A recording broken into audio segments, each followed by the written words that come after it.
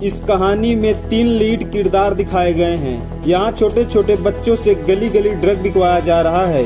ये कोई मामूली ड्रग नहीं है, बल्कि इसकी एक गोली लेने से ही इंसान के अंदर अलग ही सुपर पावर आ जाती है। लेकिन ये पावर सिर्फ 5 मिनट ही रहती है।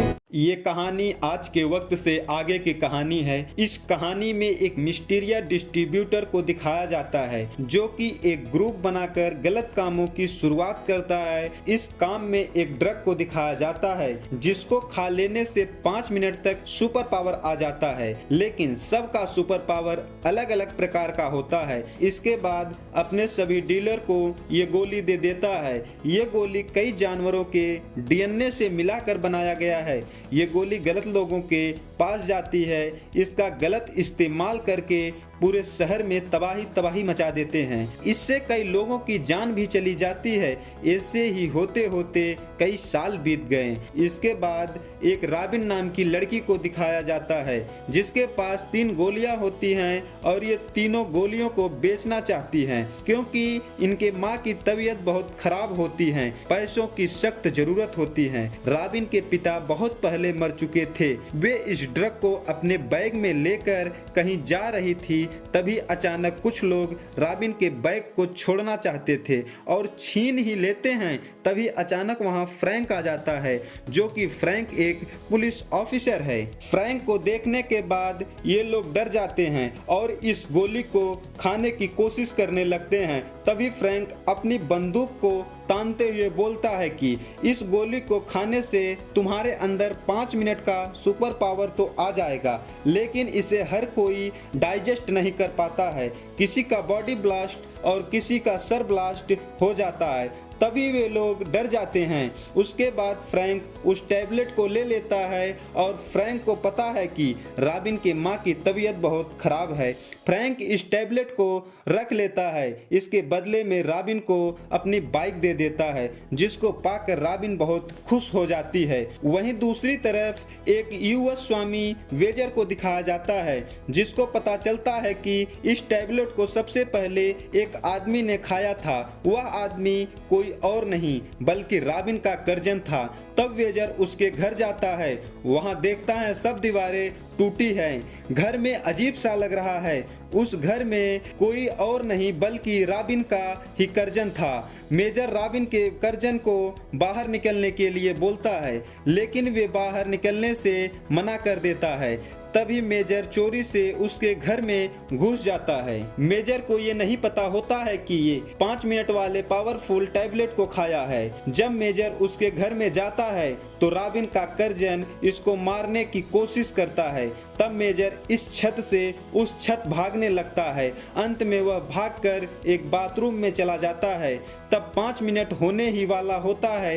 तभी रॉबिन का कर्जन 3 टैबलेट एक साथ खा लेता है, जो कि बहुत पावरफुल होता है। वे किसी भी तरह से मेजर को मारना चाहता है। मेजर बाथरूम में अपनी जैकेट को गीला करके पहन लेता है, जिससे वे जल न पाए। रॉबिन के कर्जन को पकड़कर एक टंकी में डुबो देता है। मेजर जानना चाहता है कि इस टैबलेट का डीलर कौन है, लेकिन मेजर को यहाँ से कुछ भी नहीं पता चल पाता, क्योंकि ज्यादा डोज लेने के कारण इनकी बॉडी ब्लास्ट कर जाती है। इसमें मेजर तो बच जाता है, लेकिन कर्जन की मृत्यु हो जाती है। मेजर उसकी मोबाइल अपने पास रख लेता है। मोबाइल में देखता है तो उसके बहुत सारे डीलर होते हैं। वह एक मैसेज करता है। वे कोई और नहीं बल्कि रॉबिन के पास ही मैसेज जाता है। रॉबिन उस टाइम स्कूल में पढ़ रही होती हैं। वे मैसेज करता है कि मैं तुमसे मिलना चाहता हूँ। वही हमें फ्रैंक को दिखाया जाता है, जो कि बैंक के पास जाता है। वहां पता चलता है कि बैंक के अंदर एक ऐसा आदमी आ गया है जिसे देखना नामुमकिन है। बैंक के अंदर जाना सबकी बस की बात नहीं होती है। तभी फ्रैंक एक पावरफुल टैबलेट को खाकर 5 मिनट का टाइमर लगाकर बैंक के अंदर जाता है। बैंक के अंदर उस आदमी को दिखाया जाता है, जो कि किसी भी कलर वाले स्थान पे जाता है वे उसी कलर का हो जाता है। इसको देख पाना सबके बस की बात नहीं होती है। इसे पता चलता है कि वे आदमी भी इस टैबलेट को खाया है। फ्रैंक को देखने के बाद वह बैंक के अंदर से पैसों की बैग लेकर भागने लगता है। फ्रैंक भी उनसे पीछे नहीं हटता बल्कि उनका पीछा कर लेता है। किसी तरह वह आदमी बहुत दूर चला जाता है।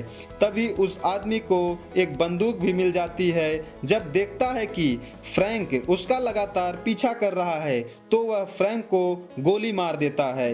लेकिन इस पावरफुल टैबलेट को फ्रैंक भी खाया था। गोली लगने पर फ्रैंक गिर तो जाता है लेकिन वहां जिंदा होता है। ये बात उस आदमी को नहीं पता होता है। इसी का फायदा उठाकर फ्रैंक उस आदमी को पकड़ लेता है, पकड़कर धामाशाही कर देता है और उसका सीनियर भी वहां आ जाता है। सीनियर बोलता है अपनी गन बैच दे दो।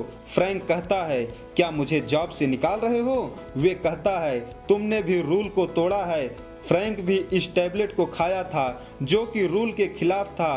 फ्रैंक कहता है बिना उस टैबलेट का यूज किए उनका मुकाबला करना नामुमकिन है।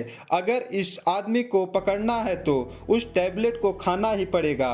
मैं सच में इस आदमी को खत्म करना चाहता हूँ। तब उसका सीनियर कहता है तुम सच में इन सब गलत चीजों को बंद करवाना चाहते हो तो पहले मेजर को पकड़ना चाहिए। वही इन टैबलेट का सबसे बड़ा सप्लायर है। वहीं रॉबिन को दिखाया जाता है जो कि एक रेस्टोरेंट में अपने कजन से मिलने जाती है। लेकिन ये मैसेज मेजर ने किया था। मेजर रॉबिन को पकड़कर अपने गाड़ी में भर लेता है।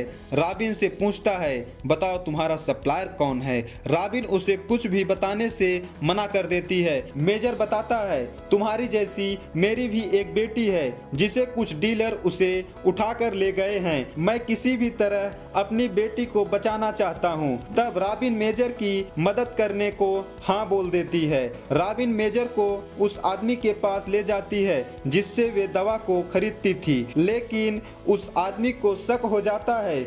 वह अपनी ट्रक को लेकर भागने लगता है। मेजर उसे पकड़ लेता है और उन पर हमला कर देता है, उसे खत्म कर देता है। मेजर को पता चलता है कि ये असली डीलर नहीं है बल्कि ये डीलर के लिए काम करता है। मेजर परेशान हो जाता है और रॉबिन से कहता है हमें तुम्हारी मदद की जरूरत है। रॉबिन मदद के लिए तैयार हो जाती है। आगे इन्हें मैप से पता चलता है आगे की ड्रग कहां डील होने वाली है। वहीं एक ड्रग डीलर को दिखाया जाता है जो सबको एक कैप्सूल दिखाता है। बताता है कि ये कैप्सूल वर्क में रहने वाले जानवरों के डीएनए से मिलाकर बनाया गया है। इसका पावर हमें चेक करना है। तभी इस टैबलेट को एक लड़की को खिलाया जाता है।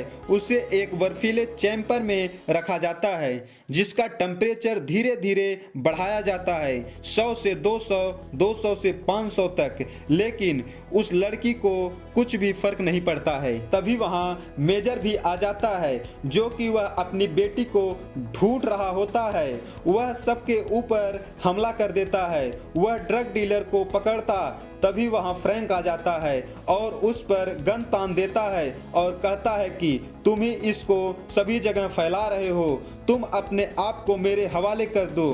तभी ड्रग डीलर को मौका मिल जाता है। मौका को चौका में बदलकर इस टैबलेट को खा लेता है। खाने के बाद वह बहुत खतरनाक हो जाता है।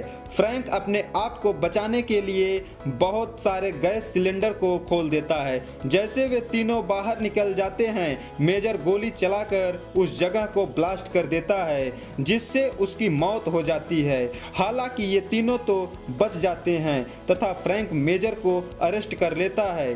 तभी वहां पुलिस भी आ जाती है जिसमें कुछ हाई सिक्योरिटी के लोग भी होते हैं। जब किसी ऐसे व्यक्ति की मृत्यु होती है जो टैबलेट को खाया हो यही लोग आकर ले जाते हैं। यहाँ फ्रैंक को शक हो जाता है कि ये उन लोगों से मिला है जो इन शहर में तबाही मचाकर रख दिया है। फ्रैंक अपने सीनियर को बता देता है। तभी मेजर फ्रैंक से कहता है ये लोग एक एसिड टैबलेट बना रहे हैं जो कि अब उसका पावर 5 मिनट तक नहीं बल्कि एक बार खाने से पूरा जीवन भर असर रहेगा। ये लोग मेरी बेटी को भी अरेस्ट कर लिए हैं जिसको मिलाकर ये दवा बनाना चाहते हैं। पता चला है कि मेरी बेटी का डीएनए पावरफुल कुछ खास है। तब फ्रैंक को इनकी बातों पर यकीन हो जाता है तभी ये तीनों उस जगह पर पहुंचते हैं। उसका नाम जेनेसिस है। यहाँ पर वे सब हैं जो ड्रग का सप्लाई करते हैं। मेजर अपने आप को